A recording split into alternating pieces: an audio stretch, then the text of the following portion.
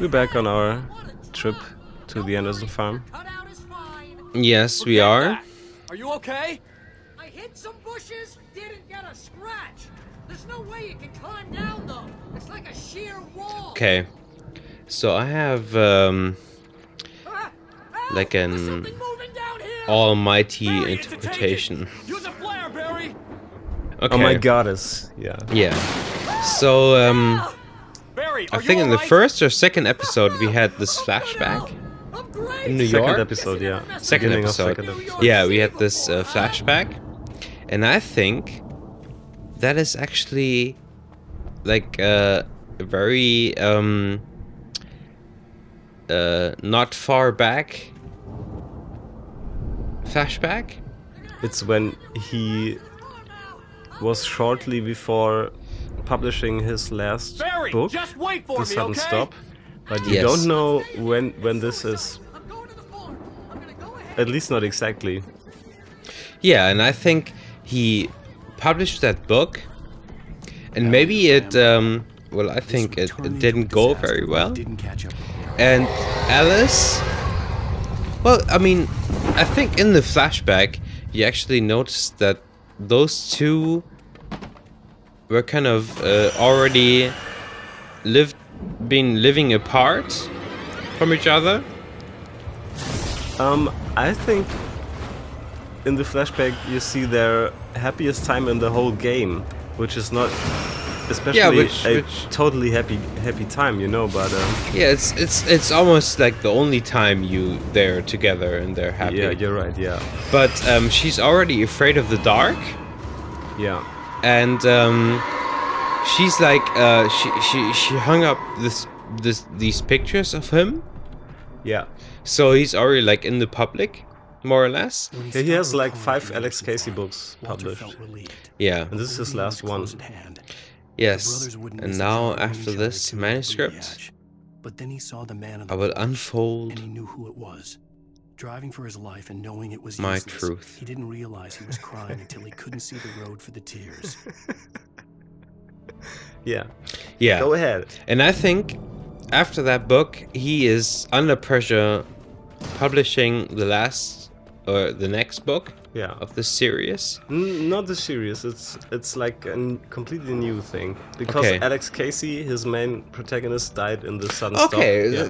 that kind of undermines. He died in the 2 manuscript pages we found in this flashback also. Okay, so that enforces my interpretation. So I think off the screen, we haven't seen this. Alice actually talks about, you know, he has to come up with something new in New York, and Alice mentions that, okay, writer's block, maybe we should go to this place in nature, and maybe you can get back on track again. Yeah. And he actually never goes there.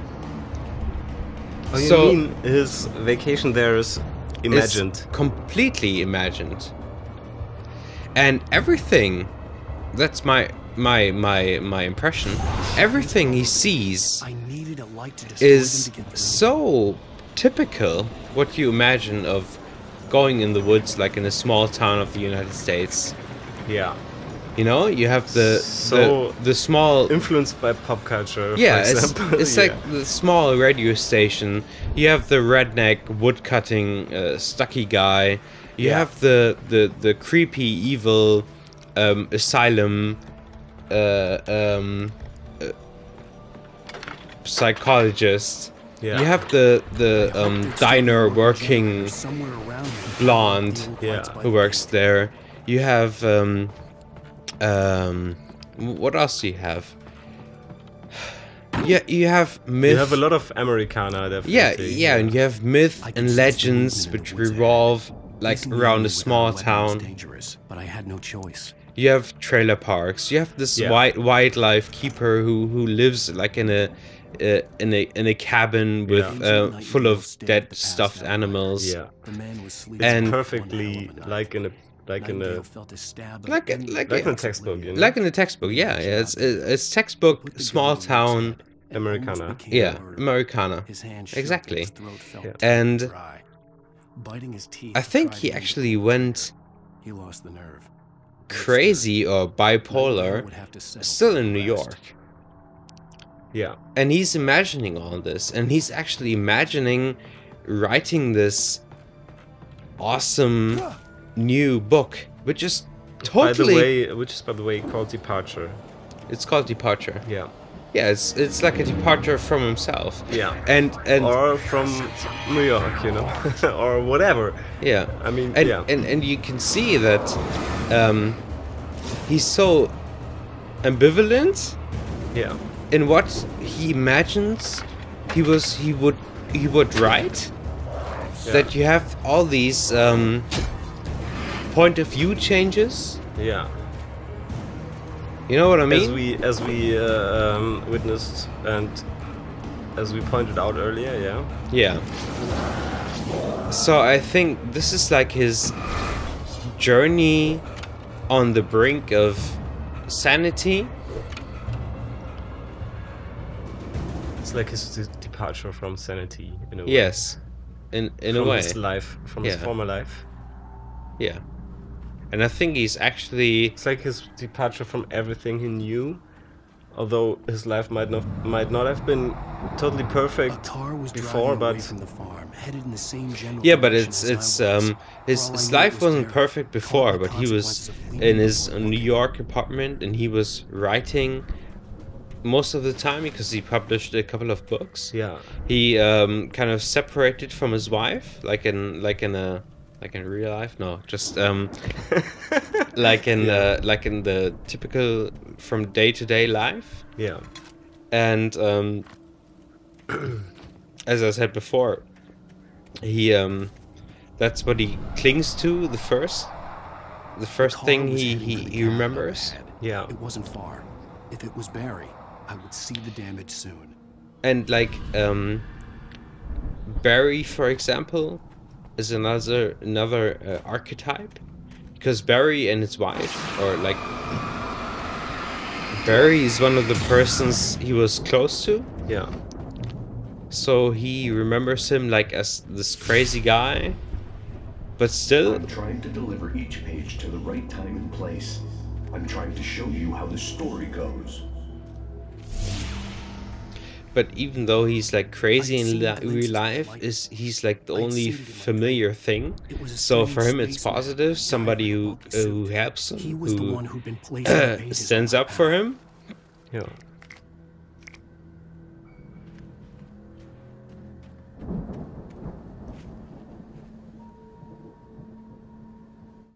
The dark presence followed the choreography laid out to it in the manuscript, growing stronger and stronger, moving like a storm from one scene of destruction to the next.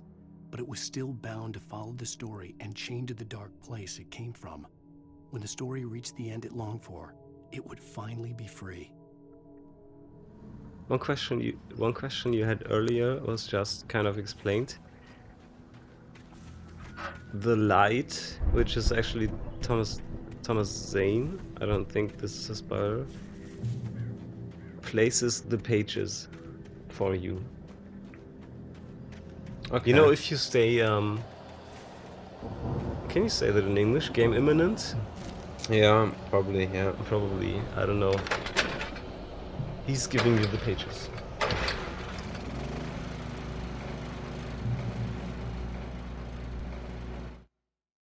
The storm raged on as the Anderson brothers walked unsteadily away from the clinic with the other patients in tow, knowing that this time they wouldn't return. The darkness around them seethed with horrors, but Tor and Odin were unafraid. Their eyes glinted with guile. They knew every secret path, and there was blood on their hands. They had fought these shades before. You know, your kind of interpretation is really interesting. Now I had a fighting chance. And I think it becomes another level of importance with the next Night Springs episode, actually. Really? If I think about it, yeah. There are some things, like for example, Thor and Odin, these two heavy metal guys. Yeah. How? I mean, they're like 70 years old or older. 17? 17. Yeah. I don't know, yeah, but around that age, probably, yeah. Well, how could they ever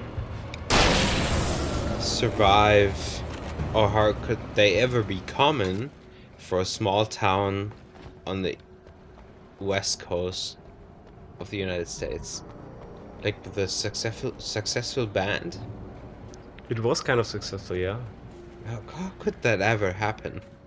I mean, you know what I mean? I don't think it's too unrealistic, to be honest. You know, besides the game logic,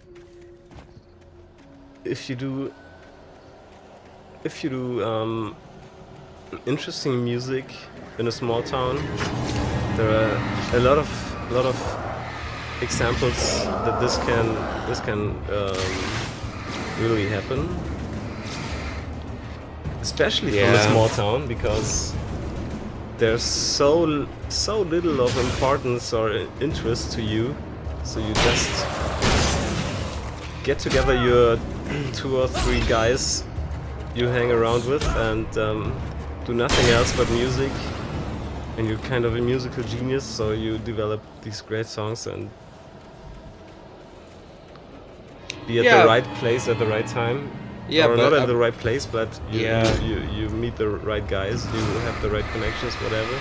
Yeah, okay, that's true in real life, but I was thinking about how, I mean, Alan Wake, how he's portrayed now, is from New York.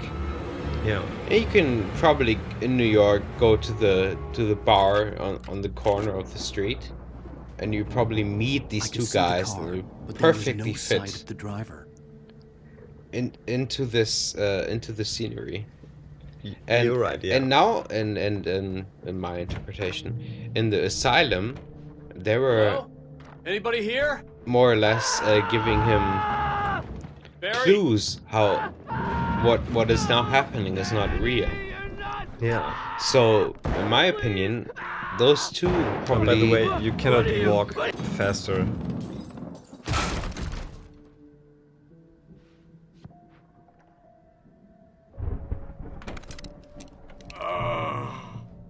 I know you. You were in jail the other day. I went to the farm again for the moonshine, you know? It makes you see. They're not gonna miss it. They're in the loony bin.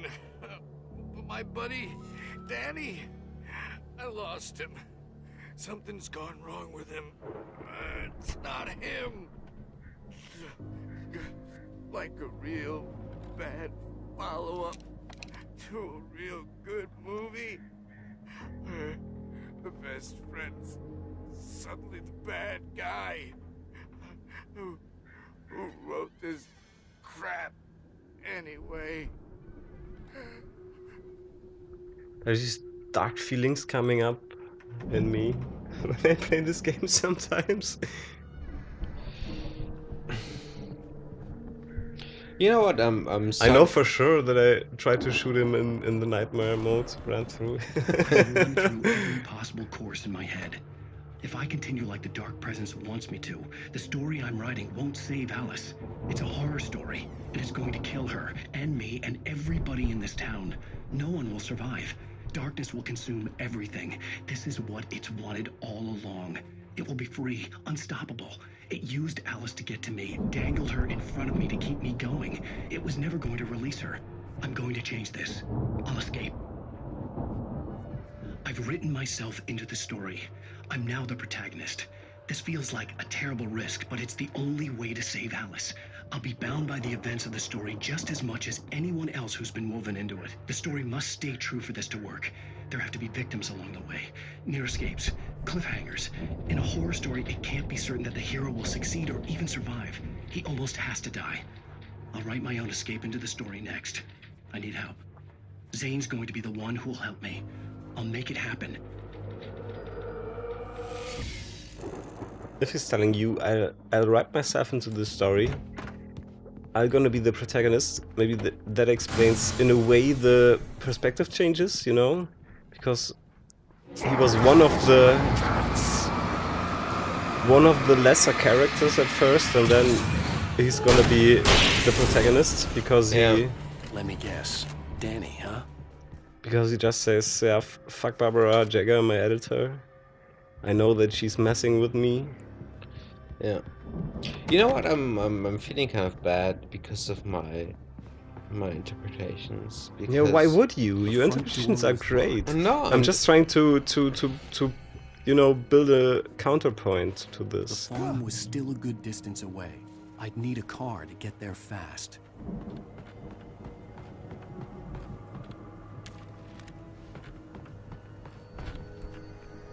For a moment, Hartman considered strangling the idiot. Mott was mean-spirited, but easily manipulated. An emotional infant who lived for his approval. Wake, by contrast, was a far more difficult subject. Mott had given him too much leash. In 2 days, who knew what could happen? Hartman would have to find a way to rein him in, and quickly.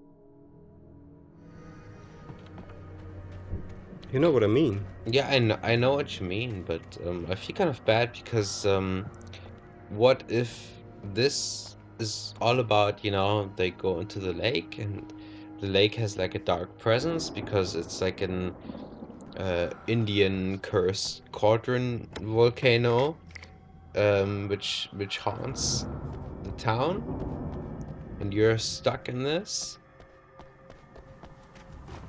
And you have to like shoot the darkness away and get out of this crap. Barry wasn't up here. He was probably in trouble down at the farm. But imagine if it For a would moment, be like I this. felt bad for doubting him. And After all, still- I'd made it this far myself. But Barry was Barry. The supernatural... It's like said in the first or second episode, the supernatural is still just a metaphor for the human psyche. Yeah, yeah, You know? yeah. Because It's I mean, it is literally said in the first 1.5 hours of the game. This sentence. yeah, because I mean, that's So all your interpretations are totally within purpose of the game. You know what I mean? yeah. I know what you mean. That's something because I mean, the supernatural things here happening is just distort human stuff. Yeah. And that is what you are talking about. And honestly, and I'm not saying this to make you feel good or anything. Where you can make me feel good in other ways. With my mojo, yeah. Yeah. I'm not saying this to make you feel good or anything, but I think your interpretations are extremely interesting. And if I had LP'd this game on my own, it would have been so fucking boring. Believe me.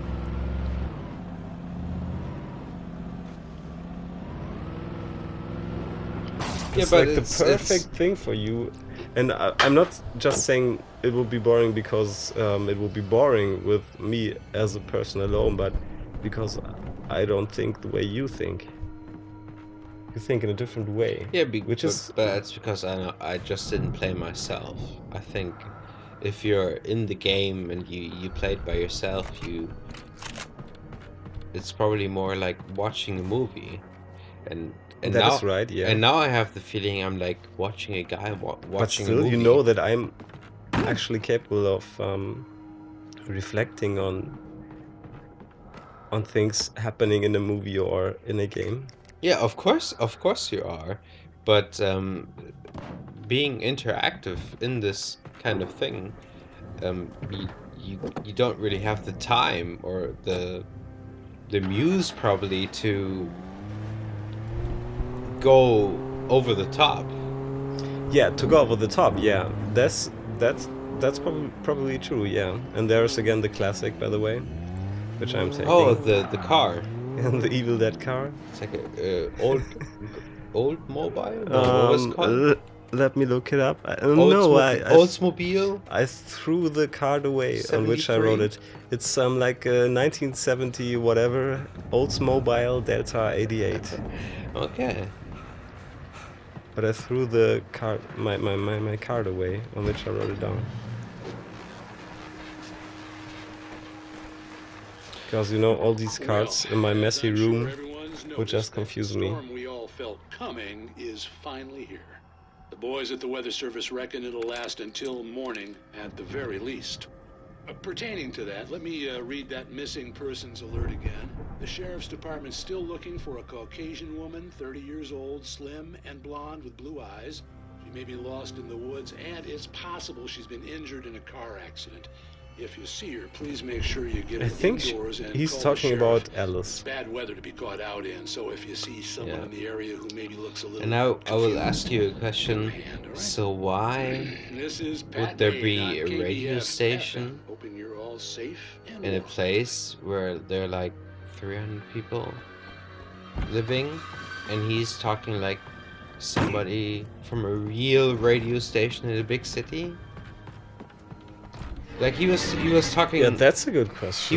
He was talking about he was talking with what was his name? The I guy don't have a clue. the guy who was beating up his friend Danny. Walt and Danny. Yeah. Yeah, Danny was the I mean- friend who got beaten up. Yeah. Yeah, I mean he knew Walt.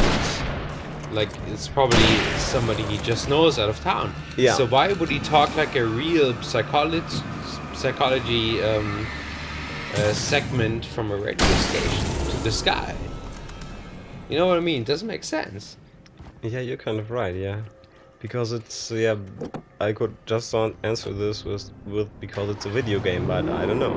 I would answer It doesn't make this sense. Yeah, you're right.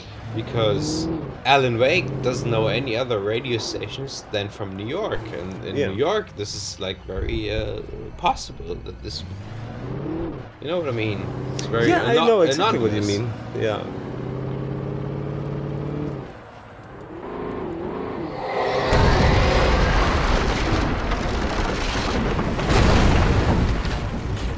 I know it's a highly logical explanation, you know. Yeah.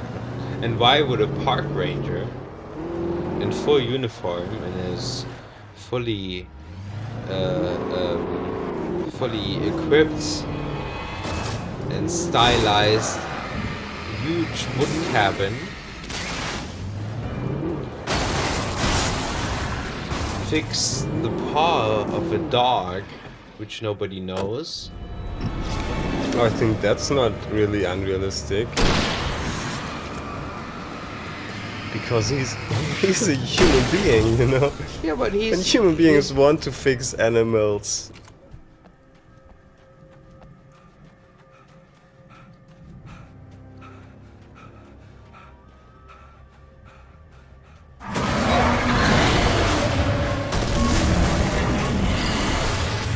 Oh, I don't know why I didn't get hurt at all, by the way, when this huge, you know, thing threw me around. Whatever.